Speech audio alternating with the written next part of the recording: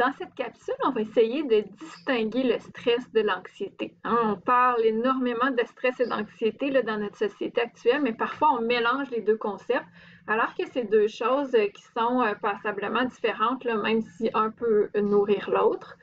Donc, quand on parle de stress, on parle vraiment d'une réaction d'alarme à une situation qui est concrète et qui est réelle. Donc, quand on fait face à une situation qui est menaçante ou qu'on perçoit comme étant menaçante, c'est là où notre corps va avoir une réaction de stress. Et c'est cette réaction de stress-là qui va nous donner la vigilance nécessaire puis l'énergie nécessaire pour affronter la situation qui est menaçante. Si je prends un exemple, là, je me promène dans le bois, je tombe face à face avec un ours, l'ours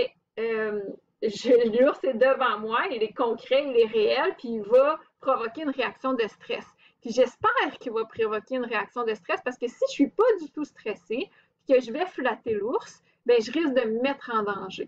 Donc, c'est ce stress-là qui permet à notre corps de dire « oh, danger », puis qui nous donne l'énergie et la vigilance nécessaire pour prendre les bonnes décisions puis affronter cette situation qui est menaçante-là. Donc, quand il est bien dosé et qu'il est en quantité raisonnable, le stress est notre ami. Il est nécessaire à notre survie, puis il peut augmenter nos performances. On peut penser, par exemple, aux athlètes ou aux musiciens dans un concert ou dans une compétition qui vont performer encore au-delà de ce qu'ils sont habituellement capables de performer parce qu'il y a ce petit stress-là qui vient vraiment leur donner l'énergie puis la vigilance nécessaire pour faire cette compétition-là ou ce concert-là. Par contre, quand on vit un cumul de stress, donc plusieurs stress en même temps, puis là, on peut penser par exemple à un enfant qui se réveille le matin, c'est la chicane dans son milieu familial, il arrive en CPE, c'est une nouvelle éducatrice parce que son éducatrice est absente, il y a des nouvelles activités au cours de la journée, donc là, c'est un enfant qui vit plusieurs stress en même temps.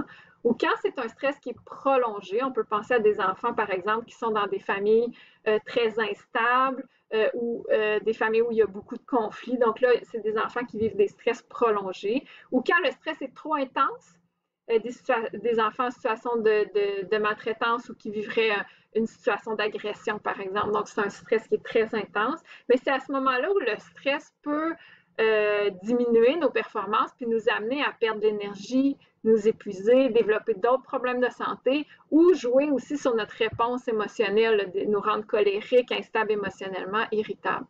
Mais à l'inverse, si on avait une absence de stress complète, ça serait pas mieux parce qu'on serait vraiment dans un état d'apathie, puis ça pourrait nous amener à pas réagir suffisamment aux situations qui sont menaçantes. Quand on a un enfant dans notre groupe, puis on remarque que cet enfant-là est confronté à plusieurs stress, il y a comme deux questions qu'on peut se poser. En fait, il y a une question qu'on peut se poser. On peut se poser la question sur est-ce que l'enfant ou sa famille a du contrôle sur certains facteurs de stress? Parce qu'il y a des facteurs de stress sur lesquels on a du contrôle, puis il y a des facteurs de stress sur lesquels on n'a pas de contrôle. Puis là, on peut penser, entre autres, à la pandémie actuellement, dans les changements des mesures, etc. Ça fait vivre beaucoup d'incertitudes, mais on n'a pas beaucoup de contrôle sur ce facteur de stress-là. Donc, on regarde dans la situation de l'enfant, est-ce qu'il y a des facteurs sur lesquels on a du contrôle, nous comme éducateurs, ou est-ce que les parents ont du contrôle sur certains facteurs de stress? Puis si oui, mais est-ce qu'il y a moyen de mettre des choses en place pour diminuer ces facteurs de stress-là? Puis sinon, s'il y a des stresseurs sur lesquels on n'a pas de contrôle, mais à ce moment-là, il y a quand même des actions qu'on peut mettre en place pour diminuer l'impact de ces stresseurs-là chez l'enfant. Puis là, on va voir, on rentre dans toutes les stratégies pour apprendre à s'apaiser. Donc, on va en voir tantôt dans d'autres capsules. L'anxiété, c'est un peu différent parce que le stress, il va se manifester devant un événement qui est concret, qui est réel, qui est devant nous, mais l'anxiété, on n'a pas besoin d'une situation concrète et réelle pour déclencher une réaction d'anxiété parce que l'anxiété, c'est vraiment l'anticipation d'une situation. C'est vraiment de s'imaginer des conséquences à une situation qui n'est pas encore arrivée.